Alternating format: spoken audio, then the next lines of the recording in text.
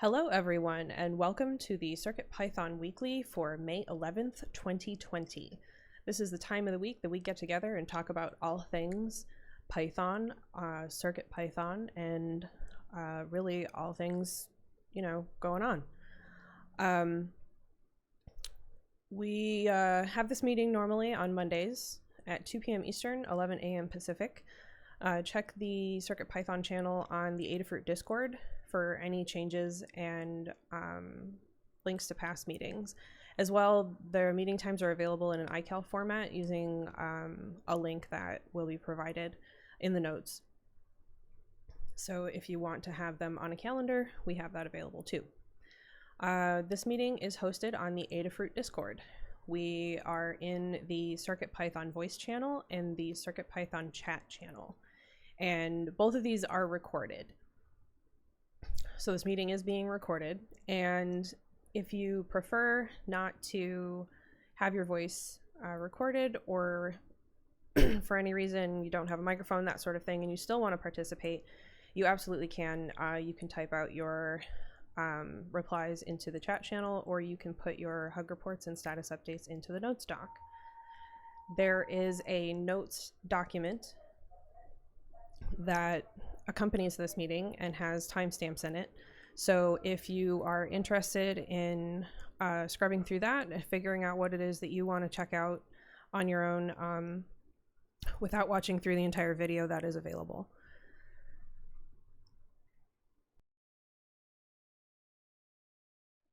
Excuse me. So let's see, this meeting is held in 5 parts. The first part is community news, which is a preview of our Python on Hardware newsletter. It's just an overview of what's going on with Python and hardware in the community. The second part is the state of CircuitPython, libraries, and Blinka, which is an overall statistical view of the project by the numbers. Gives us a chance to see where it's at without taking into account what we have going on. It's simply where the project is at by the numbers. Then the next part is hug reports. Hug reports is a chance to call people out for doing something good. We do this as a round robin where I will start as an example, and then we go down the list alphabetically and loop back around. And we just take a couple minutes. If there's something that somebody's done that you thought was good, feel free to call them out. And we also accept group hugs as well. And again, if you are text only, please put your updates in the doc and I will read them off. Or if you are missing the meeting, you can actually add notes to the doc and we read them off as if you were with us during the meeting. The next section is status updates, where you take a couple minutes to talk about what you've done over the last week or two, if you missed the last meeting, and then what you're going to do over the course of the next week. Basically, this is an opportunity for us to sync up on what everyone is up to. Also to give tips and tricks on anything that might be blocking someone. We have the opportunity to chime in and give a little assistance. And the last part is in the weeds, which is where we have more long-form discussions that can come out of status updates. If something turns into a longer form discussion, we can move it to in the weeds. Or if you have an in the weeds topic already, which we already have one, so that's excellent, please put it in the notes doc so that we have them all available and we know who to talk to. So put your name with it and what your in the weeds topic is, and we will turn it over to you at that time, unless you are text only, in which case I will read it off and then you can join in the discussion in the chat channel. And that is how this meeting goes in order. I realized I don't think I mentioned that this is, I'm Katney. I'm sponsored by Adafruit to work on CircuitPython. CircuitPython development is sponsored by Adafruit. So please support them by purchasing hardware from adafruit.com, or right now with the entire COVID situation going on, You can find many of our products on our partner DigiKey at digikey.com. They are carrying all of our stuff, or a lot of our stuff anyway. And until Adafruit is back to shipping non-essential items, that's an excellent way to purchase Adafruit products.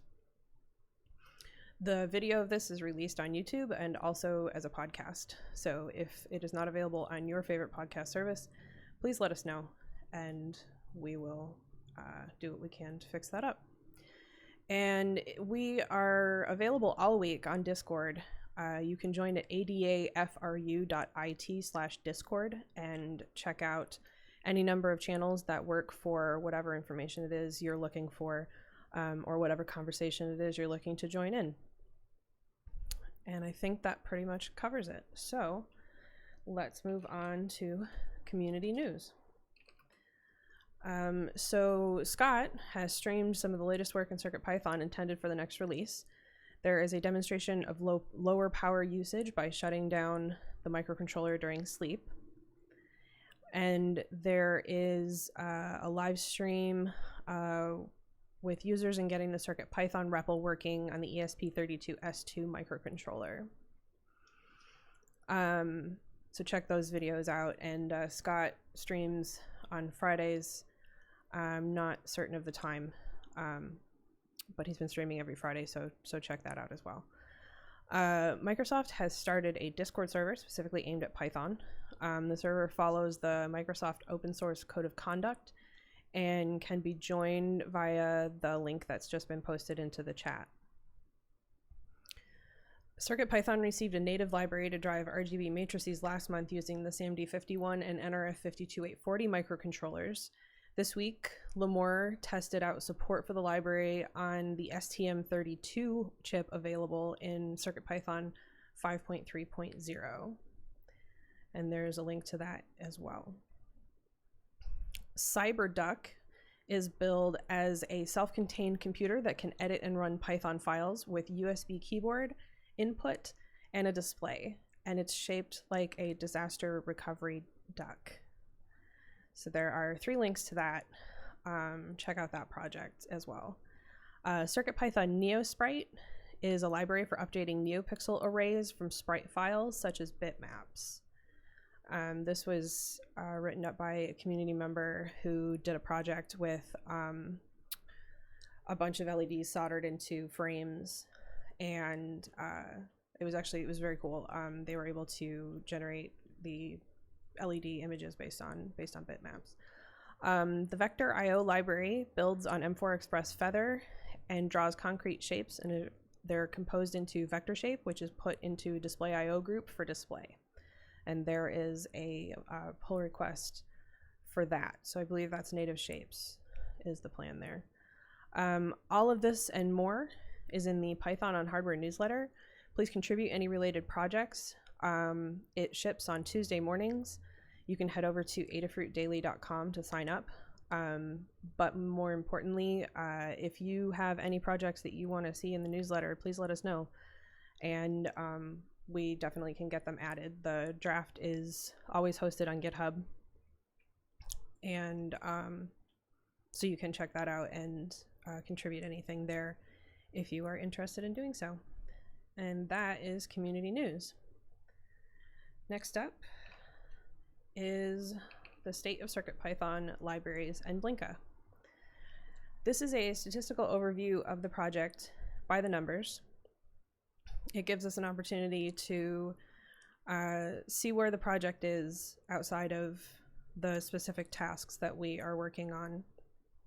And it gives a feeling of the health of the project as well, which is good to have. So we'll talk about the project overall, and then I will turn it over to Scott to talk about the core. Then I will talk about the libraries, and Melissa will talk about Blinka. And then that'll sum everything up. So starting with overall, we had 28 pull requests merged, and this is across both the core and all of the libraries, from 12 authors. And I see some new names there: MuCX, Deermash, and Colin D. Grant are names that I don't recognize as being authors previously, so that's excellent to see. And I'm glad that we are getting new people. And we had 9 reviewers, all of whom are regulars, so thank you very much to everyone who's been reviewing. We obviously can't merge things without reviews, so it's very, very helpful. And we had 32 issues closed by 9 people and 20 opened by 17 people, which might be a record in terms of number of people, which is great because the more people we have involved, the better off we are. And that's the overall stats. Overall, we are looking to do a new release today or soon. And the current master has been very stable, so we're probably going to push that faster than we might normally, because we've already been working with it and haven't seen any show-stopping issues. So look forward to that. It'll have a few new features, a few new boards, as typically expected, and should be released, I think, as 5.4.0. In terms of the libraries, I completed a sweep of all of the GitHub issues on all the libraries, closed a bunch, completed a bunch, and that was good. It was good to be able to go through and clean house. It took a while, but it's worth it. And I'm going to go back through it soon and make sure that everything that I followed up on gets taken care of. And other than that, overall, the project has been going great. We're seeing new contributors, and that's always excellent. And we always want to see new people and so on and so forth. So that is good. Anyway, I think that covers it overall.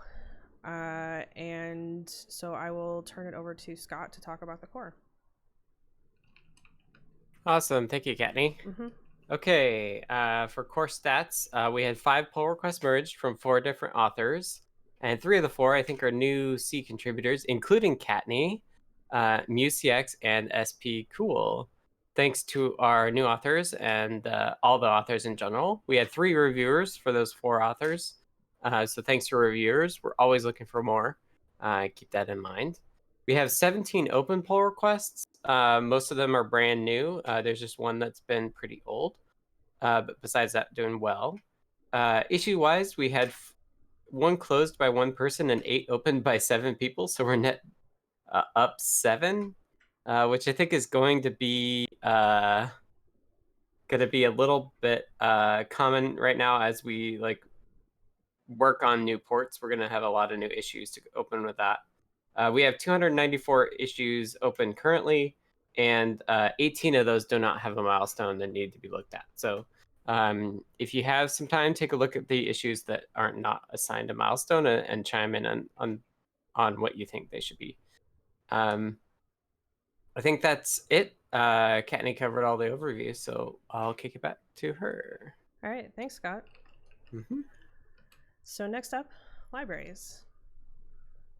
So this is, these numbers apply to all the CircuitPython libraries that we have available, which I believe is 227 at the moment. We had 20 pull requests merged from 9 different authors and 9 different reviewers. The oldest pull request that we merged was 39 days old, and the newest one was either 0 or 1 days, leaving us with 26 open pull requests, the oldest of which is 490 days. We definitely need to make a decision on that one, but the newest is brand new. We had 26 issues closed by 8 people and 11 opened by 9 people, leaving us with 146 open issues across the entire set of libraries.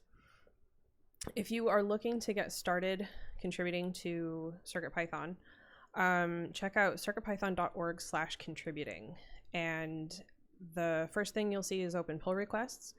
The second tab is open issues, and the third tab is library infrastructure issues. And the open issues tab is a good place to take a look You can sort it by label, and there are some that are labeled good first issue. If you are new to Git and GitHub and or CircuitPython, they may be a good issue for you to start with. As well, you can check out all the open pull requests. If you open one up, take a look at it. Don't find anything that stands out as a problem to you, comment on it and let us know. If you have the hardware, test it. But basically, it's a great place to start if you want to get started contributing, is taking a look at these things, either reviewing PRs or working on issues. And we are happy to help you get started with that if there's any part of that that is daunting or a barrier for you. Let us know so we can help you out. There were no new libraries this week, but there were a number of updated libraries that I will not read off. And that is where we are with the libraries. So I'm going to turn it over to Melissa to talk about Blinka.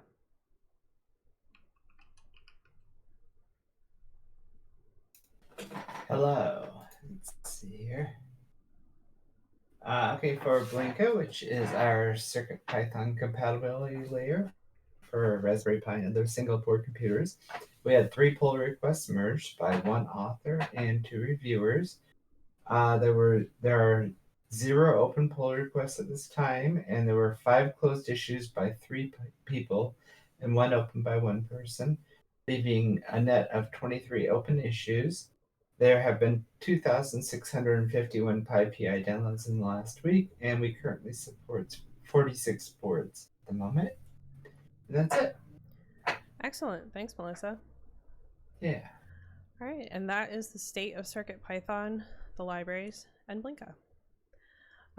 Next up is Hug Reports.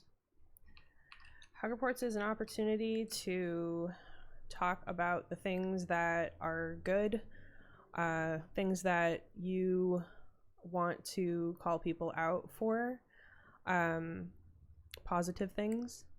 So it's a nice interlude to some sometimes not so great overall situations.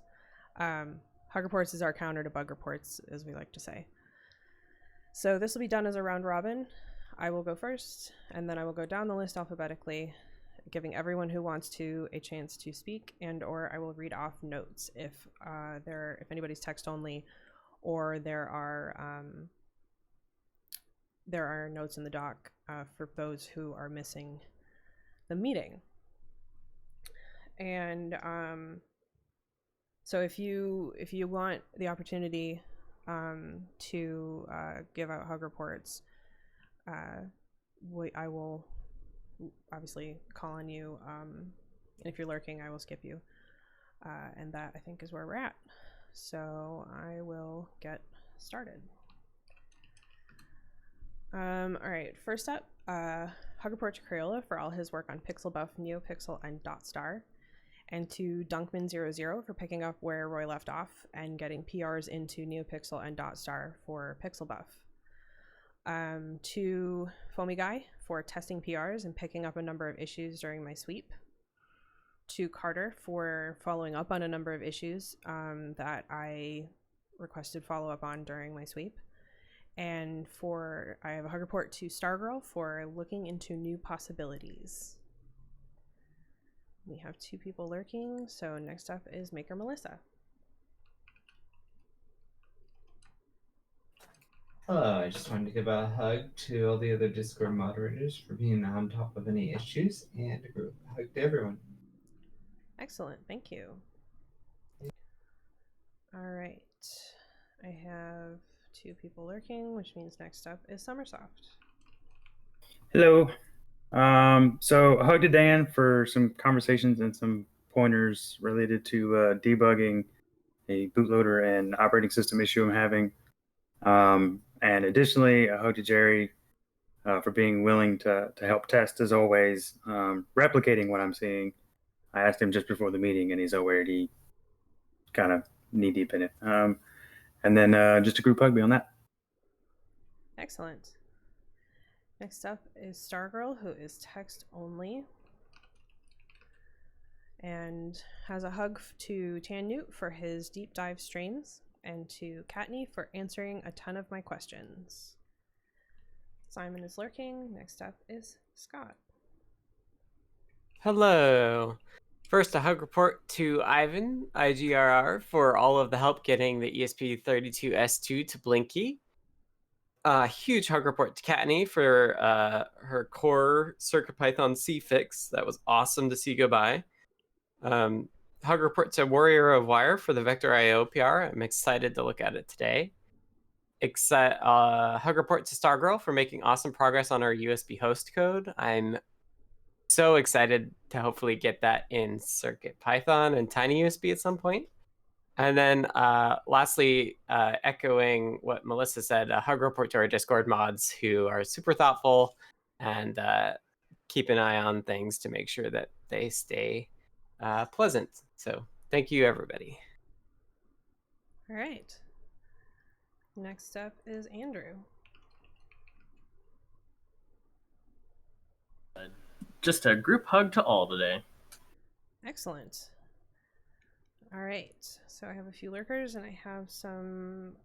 Next up is C. Grover, who is text only, who has a group hug for the team and community. Charles is lurking, so next up is Dan. Hello. Let me scroll backwards, sorry. So I worked with Antonio, who's one of our app developers, and we were working on issues. I'm writing some sort of Python code that can talk to the Bluefoot Playground app, and we had a good debugging session last Friday, working out some bugs in the app and some bugs in my code as well. Thanks to Stargirl, as I mentioned, for the Hostess Featherwing that she's working on. And then also just a group hug. I was going to make a list, but it's too long. With people staying home more and so forth, I feel like the number of things that are being tested and tried and bugs being found and features being suggested is going up noticeably. Thanks everybody who's doing that. It increases our backlog, but that's really good. Okay, thank you. Excellent. Next up, I have Dave Perchetti, who is lurking but has notes. A group hug and good to see you all again. Dave P and Duester are lurking, so next up is Foamy Guy. Yeah, hello. I have a hug for Ray R. Hooper and Dunkman George for their work on the NeoPixels and dot stars with PixelBuff. So that's something that I hadn't had a chance to play with yet, and kind of did some testing this weekend, and it really is crazy how fast that stuff is. So big thanks to those guys and anybody else who worked on that. To Kmatch, user Kmatch98 in the Discord shared the CyberDuck from the newsletter and some of their work on the USB host UART communication back and forth. That thing is super cool. A hug as well to Stargirl for the Hostess Featherwing. I'm really excited to see something like that getting worked on. Hopefully I can get my hands on one of those to play with at some point. And then lastly, just a hug to Kattni as well for encouraging me with some quests to work on for some different issues and PRs. It was nice to kind of go back through some of that stuff and see kind of how much more of it makes sense now than it did the first time through, and I really liked working on some of that stuff, so I appreciate it. Excellent. All right, next up is Higher Effect. Okay, so this week, big thanks to Ask Patrick, Maker Melissa, and Scott for some help on some weird font stuff that I was dealing with in the middle of last week. I got pretty frustrated, and they were really nice in their helping me, so I appreciate that. And also thanks Jerry for uncovering some STM32 bugs, of which there are a couple nasty ones that have recently cropped up. So thanks for pointing it out. Good test. All right. Next up, let's see. Jason, are you lurking?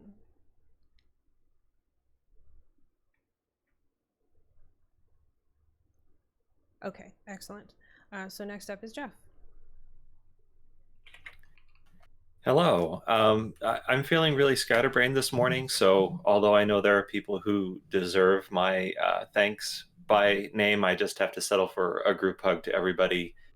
You know who you are, and if you don't know who you are, you deserve a hug anyway. All right. Excellent. Next up is Jerry, who appears to no longer be text only. Yeah, I didn't think I wrote that. I don't know how that got there. A hug to the community moderators for their being thoughtful and deliberate when taking actions. It's one of those things that when the moderators do their job, no one notices, but there's a lot goes on, and it's nice to see the level of effort and thought that goes into what does happen. Thanks to David Glaude put out a couple of months ago, put out a little demo for using the clue on the microbit bitbuggy board, and finally got around to playing with it, and had a lot of fun with it this week. Saved me a lot of time in getting that going, so I appreciate that. And then a group hug to everybody. All right. Thanks, everyone. That is hug reports, which means next up is status updates, and for that, I'm going to hand it over to Jeff. Hello.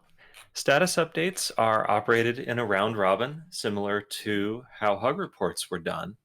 But what we invite you to do is tell us what you've been up to since the last time you were in the meeting, some of your goals for the next week, and if you would like to, tell us about something fun that you've been doing, whether it relates to CircuitPython or not. I will start. Last week, I re-implemented the Adafruit SD card library in the C core, and we're seeing a speed up of about 40% when reading from SD cards, so that is pretty exciting. The pull request is waiting for review, and then I will go back and finish that up as needed. But my main topic for this week is I'm returning to my MP3 player project called JetPlayer, and Carter is going to test and give me feedback, and hopefully we'll get some bugs ironed out, improve the user interactions, and then the subsequent week hopefully work on a guide. So that's what I'm up to, and next is Jaren. Still there, Jerry? Yeah, I am. I'm so used to being at the end of the line. Surprise! Ready to go. Switch. I got to now figure out where I am here. There.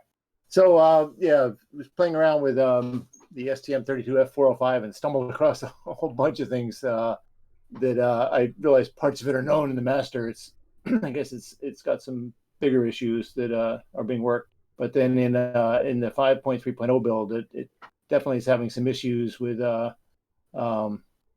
trying to load anything from I2C, or I'm finding with SPI as well. Although I just got a note from HyroEffect with some things to try, so we'll do that. But it looks like the issues are in work, so we probably don't need to follow up on them. Just be nice to get that guy back in the system.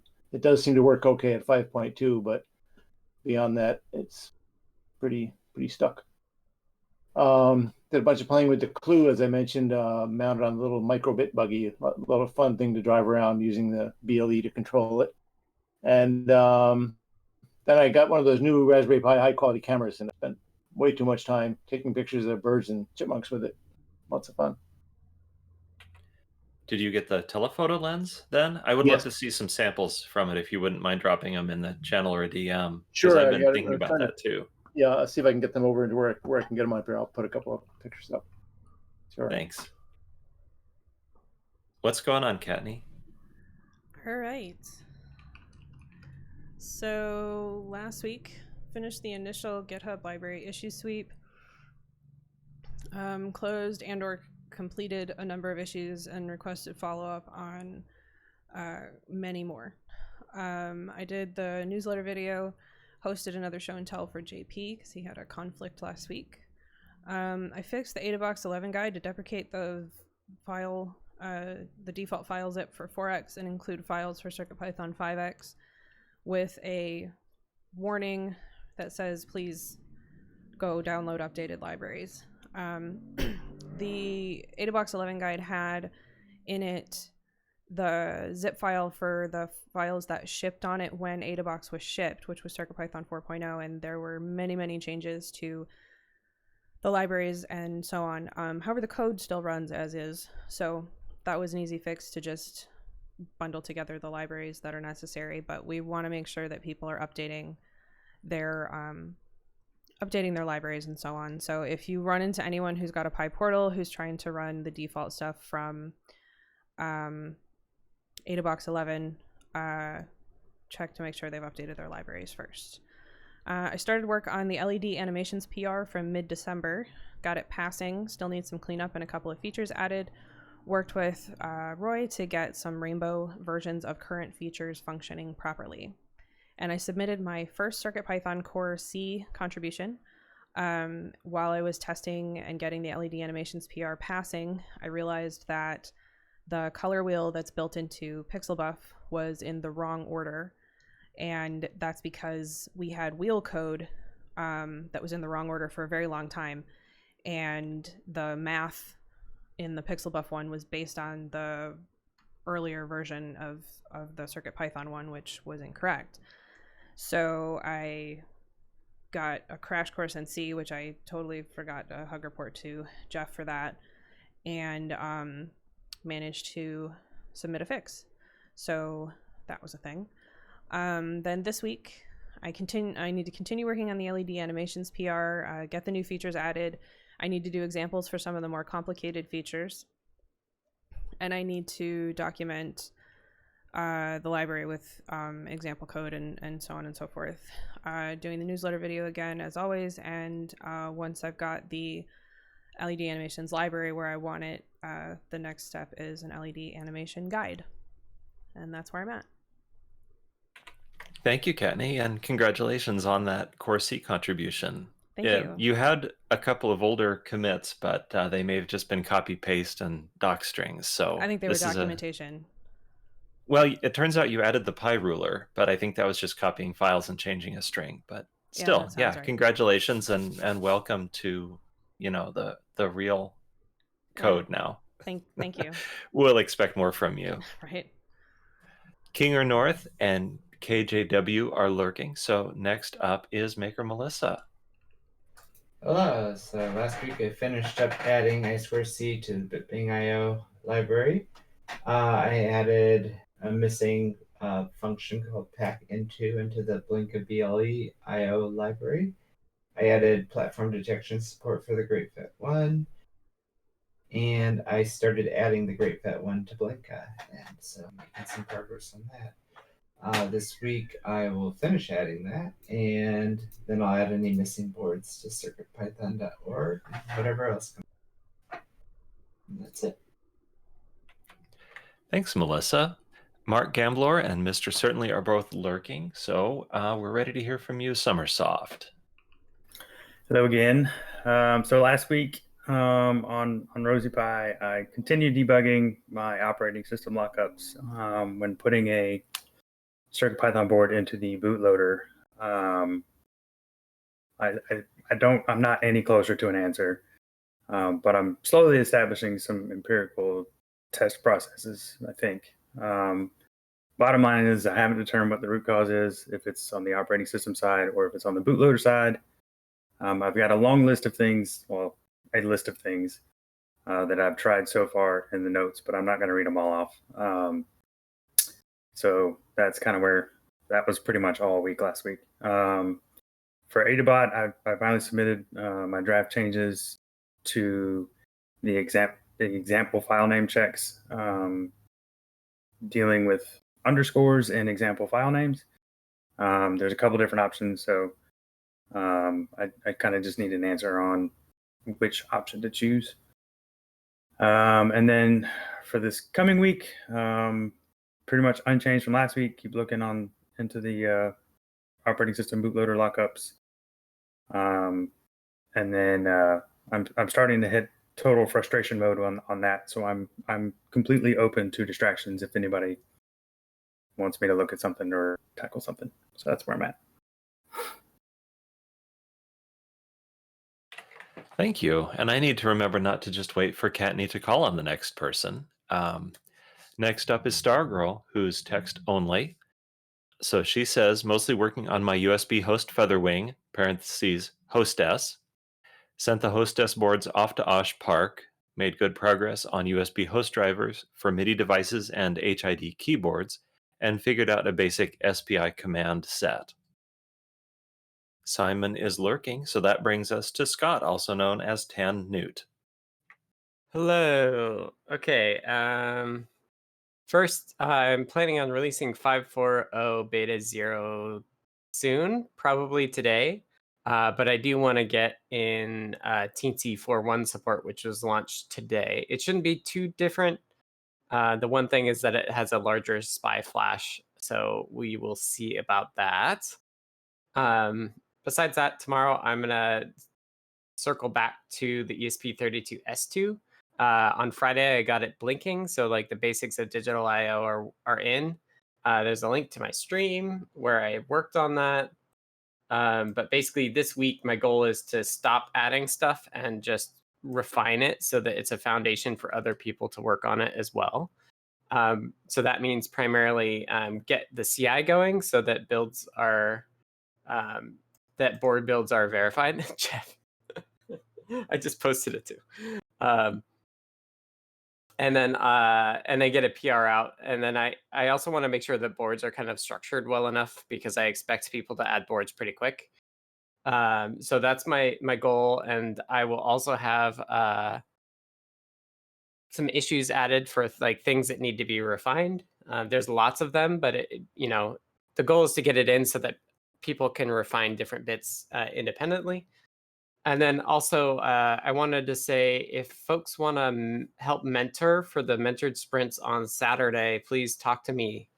I'm going to take some time out of my Saturday to do that. For those of you who don't know, PyCon usually has like a mentored sprints thing at PyCon in person where folks of underprivileged or underrepresented groups get specific kind of one-on-one mentorship from maintainers of different projects.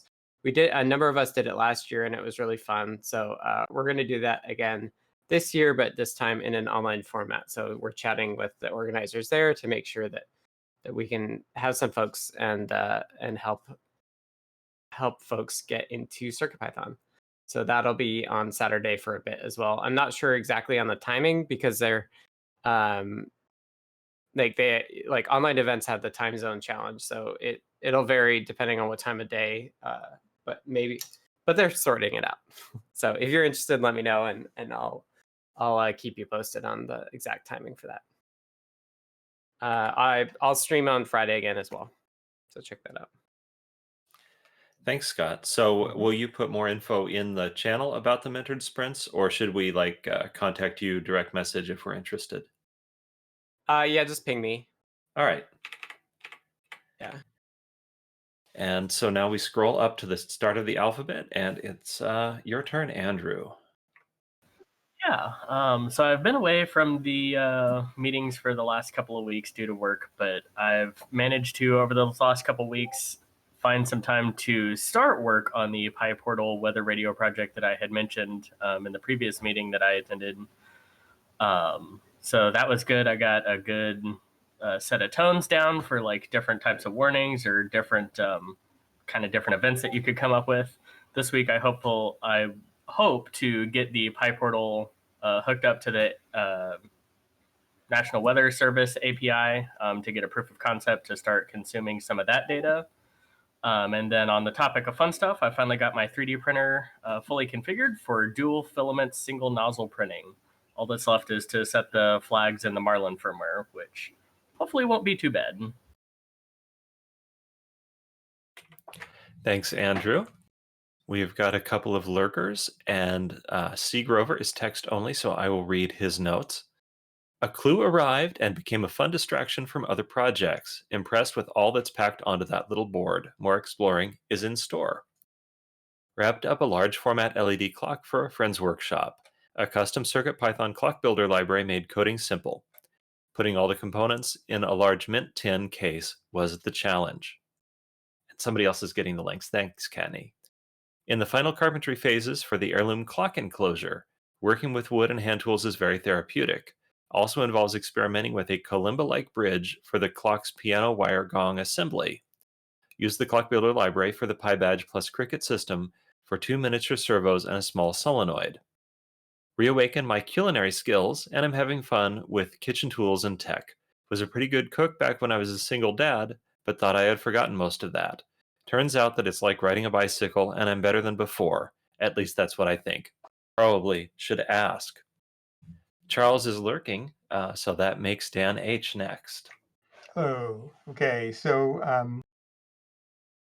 last week I finished up the BLE Adafruit Services library pretty much. There's one or two small outstanding issues. And what this does is that provides the CircuitPython equivalent of the Arduino firmware that goes with the Bluefruit Playground app, which is a new app for iOS that we've developed that sort of just demos things on the Bluefruit Playground and Clue boards. And Antonio, the app author, I worked with him on Friday. I was causing the app to crash. It turned out it was because I was sending it bad data, but the app should not crash. We figured out what was wrong with that. And then we fixed some other things to improve the compatibility between the Arduino and CircuitPython versions. So that's he's published a new version. He will publish a new version of the app soon. There's one in beta, and I will publish the library soon.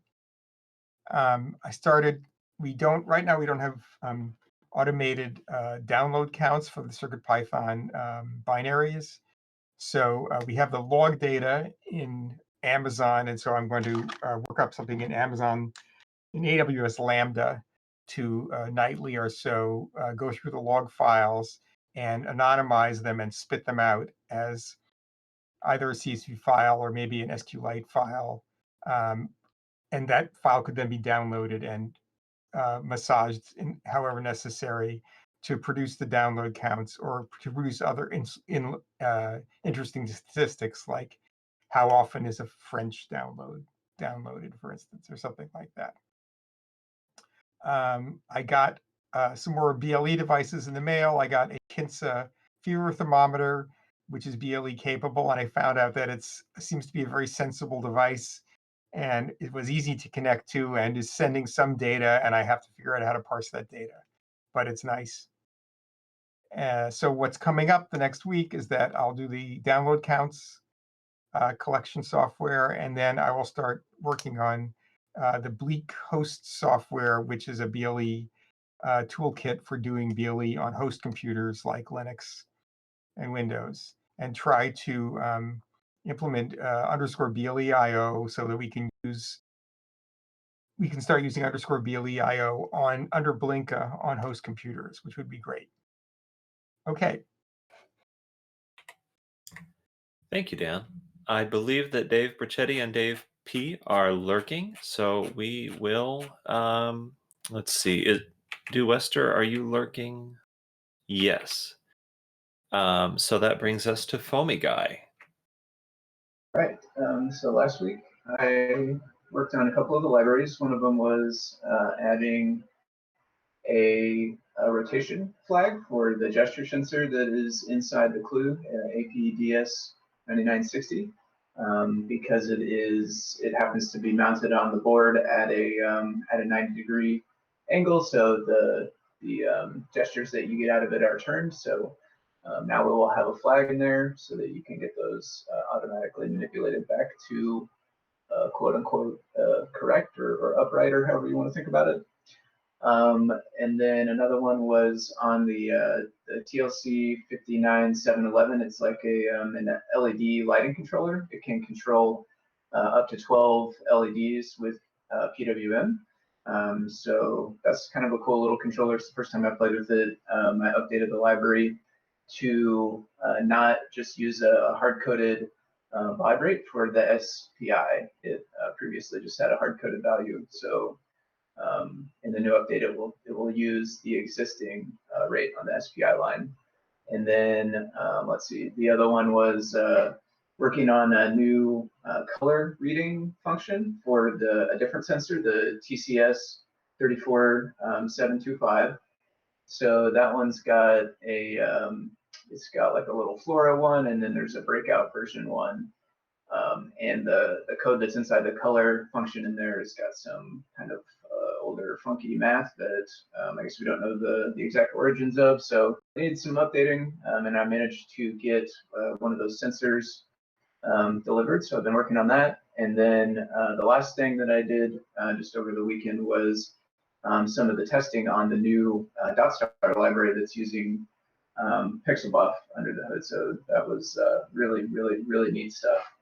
First time playing with that pixel buff stuff. I'm just really amazed at how fast it can animate the LEDs with that. But yeah, that's what I had this week. Thanks, Foamy Guy. It's always fun when you've got mathematical formulas and you don't know where something came from. Hopefully the new code is going to be better explained with comments and whatnot. That brings us last but not least to Hierophect. All right, so past week, not my most productive week just because I had some stuff come up at home, but the time that I did spent was mostly on working on IMX pin details and just kind of further diving into the IMX peripheral system and getting used to the stuff that's a little bit different. This is actually my first time ever really venturing out of STM32 world in any great depth. So it's been a learning experience dealing with the new peripheral system and just kind of different people's different documentation and all that kind of stuff. So I did that, and then a little bit of reviewing and keeping track of some new bugs coming in. So speaking of bugs, this week, probably the first thing I want to get done and what I'm working on right now is we've got some kind of weird. We've got a couple of bad bugs on the F405 right now, but the current one like bricks it at startup. So trying to track that down. Seems like it's got something to do with the low power oscillator. And I'm really hoping that it's not hardware related, which is what the internet would have you think. So I'm going to be trying a couple different things to try and figure that out. If we can get it in by the release, great. If not, we just may want to put a disclaimer in there that 5.4 breaks the F405 Feather and the Pi board, which appear to be the only two boards that are suffering from this issue. So beyond that, I'll be working on wrapping up my pin utility stuff on the IMX boards. And I'd like to get working on the Rgb matrix for the rest of the STM32 line. So things like the F7, A7. And I don't know, I haven't done extensive testing with the existing PR with that. So kind of getting in there and getting familiar with it. And that's going to be it for me. Thank you, Hierophect. That brings us to In the Weeds. And I see that we're going to come right back to you. So In the Weeds is where we take time for long form discussion that is too long for status updates. If you have something you'd like to discuss in the weeds, please add it to the document now. And otherwise, I will just start with the first item and hand it back to Hierophect. Sorry for taking that away from you, Katney. I hope you don't mind. Not at all. So yeah, like I said, having some problems with the Feather STM32 Feather F405 killer, and then it seems that the problem is also duplicated on the Pi board, which uses the same STM32 F405 MCU, but I would assume uses a different low-speed oscillator. So this question is mostly for Scott, but also for anybody else who has maybe tried STM32 Duino on the Feather. Basically just wondering whether other people have had success using that low power oscillator, because a lot of the resources that I've been seeing say that when an oscillator doesn't start, it's usually with the kind of function that the STM32 software starts it with, it's usually a hardware issue, which doesn't seem right to me. So, So what did we do before? Was it my low power stuff that started using it? Yeah, right. So this is the first time that we've ever been setting up or using it. Mm-hmm. And kind of have a dual problem. I set up a bit of quick code that basically was like, okay, well, if it times out trying to set up the low speed oscillator, then it'll automatically convert over to the low speed internal oscillator as opposed to the external. That's basically what's happening, is that it's getting stuck on the you had just kind of an infinite loop for whether it was the flag for LS, the low speed external, is ready. Right. So it was just getting stuck there. But even if you add a timeout to that and switch over to the low speed internal one, I also wasn't getting USB enumerating. And so, yeah, I just wanted to check whether you had success. I remember testing it on the STM32 the STM32F405, but I don't 100% remember whether this little piece of code was in this particular state or not. I don't totally remember that. So I was just wondering whether you remember, like, you used the feather with the low speed oscillator and it was working. I should check it again. I assume that I tested it, but I think the LSE configuration stuff is one of those things that doesn't get reset when you actually reset the board. Right. So actually, that's something that I'm testing right yeah. now, and maybe I will solve this literally like right after the meeting here. I noticed that there was if you look at the actual RCC setup from the HAL, it does this low power domain stuff. It sets up the backup domain, and you didn't do that in your particular implementation, which I figure was working for at least one of your tests. Right. Maybe it's just some kind of weird thing where it got hooked on something else. But anyway, I mean, I'm just wondering whether you have had, like, you got this working on an STM32 feather at some point. I did at some point. Yeah. So whether that point included the LSE stuff, like, I would assume so. Yeah. But that's assuming. Yeah, I'm equally forgetful about where it was that I gave this the testing. So yeah, and like I was testing basically everything intermixed, so that's always right. Oh, here's my cable. I'm gonna just test. I'm gonna plug it in right now and see what's on there, because I don't think I've used it since I did that, so we could just see. Okay, well, I just actually loaded up. Okay, so I got a CircuitPython drive. And boot out says this. I have no idea what. Crashing, please. Crash.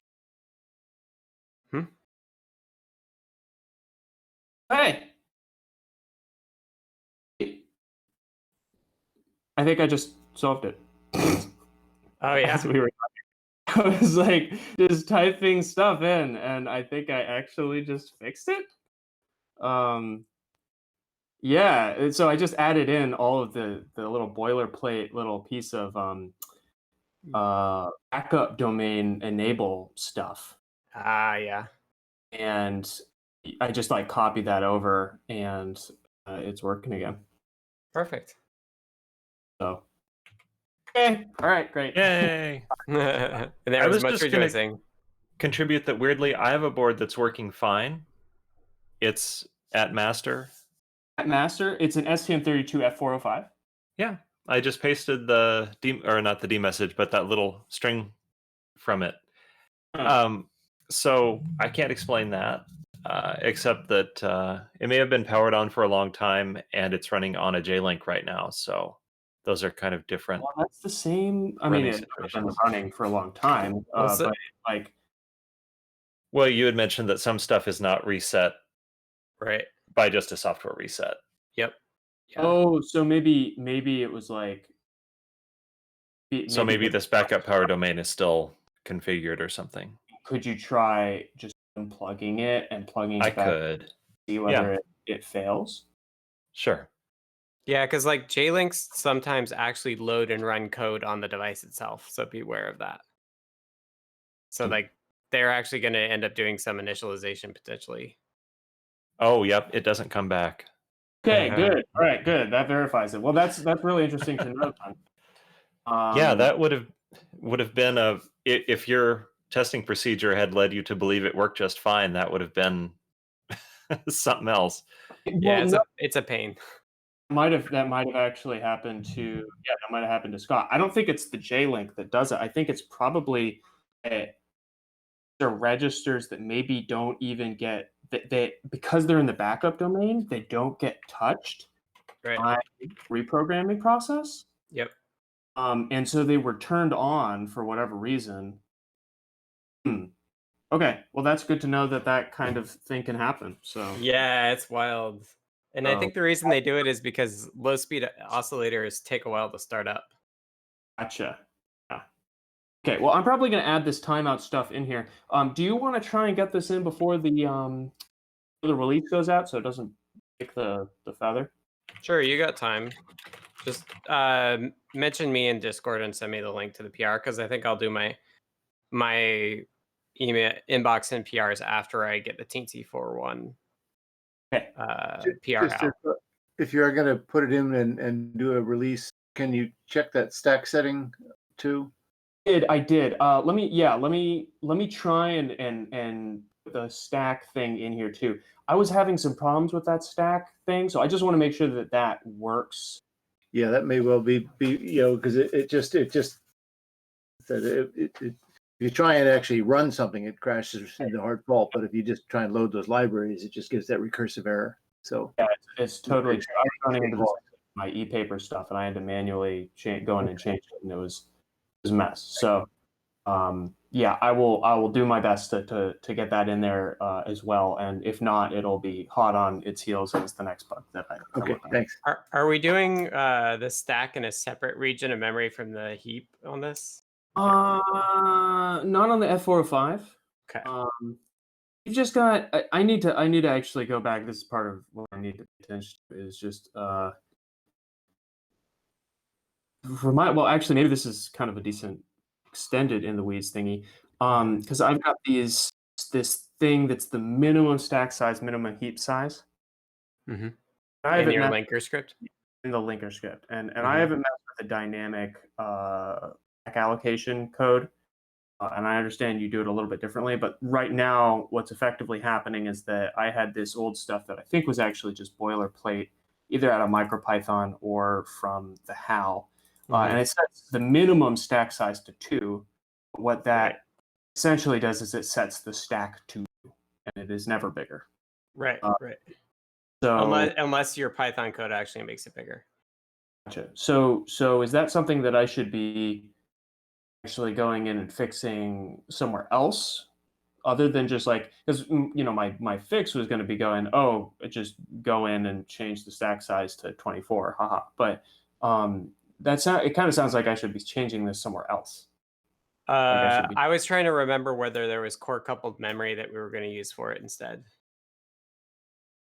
Well, we've got the TCM on the F7 and H7. Right. And we have CCM. Right. Yeah, we do have CCM on the F405. Or it doesn't have DMA access, but probably still fine. Yeah, for stack, I think that's fine. We shouldn't put DMA stuff on the stack. The reason I was asking is with the ESP32S2 stuff, I'm trying to do like a fixed stack, and I found an issue with that. Like if your heap top is different than your stack top or something, like the logic in that case is not right. Okay. So I had to fix that. Okay. So take a look at that. But I think for now you should just make it bigger. Okay, I'll make it bigger. Follow up with some a better fix. Yeah, it's open. Thanks. Thanks much. Good. All right. Excellent. That was in the weeds. Very, very in the weeds. So last thing we have, I know. Last thing we have to do is wrap up. So this has been the CircuitPython Weekly for May 11th, 2020. We are here every Monday, for the most part, at 2 p.m. Eastern, 11 a.m. Pacific, to host this meeting. The meeting will be available on YouTube and as a podcast. And if you are interested in joining us, you can show up on the Adafruit Discord. You can join at adafru.it/discord and join us next time.